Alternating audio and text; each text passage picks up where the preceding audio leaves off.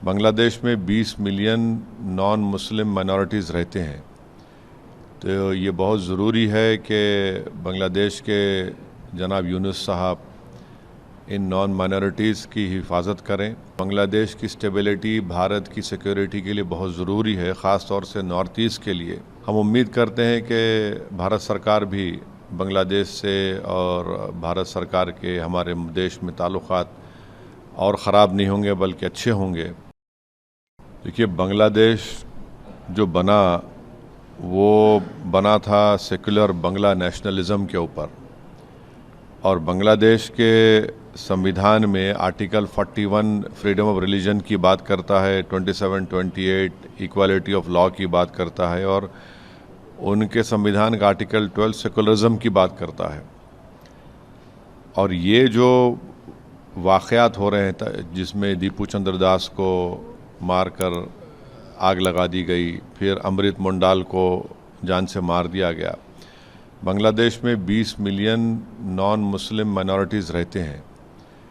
तो ये बहुत ज़रूरी है कि बांग्लादेश के जनाब यूनुस साहब इन नॉन माइनॉरिटीज़ की हिफाजत करें। और बांग्लादेश में एक पॉपुलर रेवोल्यूशन आया है, और बांग्लादेश की स्टेबिलिटी भारत की सिक्योरिटी के लिए बहुत ज़रूरी है, ख़ास तौर से नॉर्थ ईस्ट के लिए। तो जहाँ पर हम दीपू चंद्र दास की हत्या और उसके जलाने की हम पुरज़ोर अल्फाज में उसकी मज़म्मत करते हैं, कंडेम करते हैं, हम उम्मीद करते हैं कि भारत सरकार भी बांग्लादेश से और भारत सरकार के हमारे देश में ताल्लुक़ात और ख़राब नहीं होंगे बल्कि अच्छे होंगे, क्योंकि बांग्लादेश की स्टेबिलिटी भारत के लिए बहुत ज़रूरी है।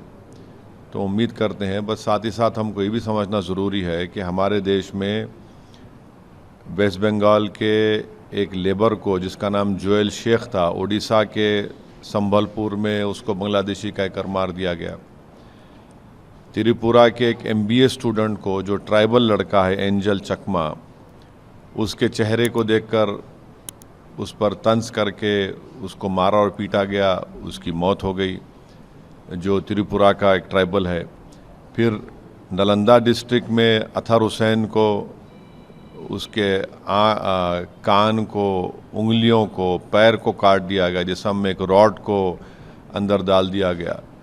तो ये तमाम इस बात को बताते हैं कि जहाँ पर रूल ऑफ लॉ कमज़ोर होगा और वहाँ पर मेजॉरिटेरियन पॉलिटिक्स गलबा हासिल कर लेगी, तो फिर ये वाक़यात होते हैं। तो हम अपनी पार्टी की जानिब से दीपू चंद्र दास और अमृत मोंडाल की जो उनकी लिंचिंग हुई उसकी मज़म्मत करते, और उम्मीद करते कि हमारे ताल्लुक़ात बांग्लादेश से और ख़राब ना हो, और जो भारत सरकार कोशिशें कर रही हैं हम उसको सपोर्ट करते हैं बांग्लादेश में ताल्लुक़ात को अच्छा रखने के लिए।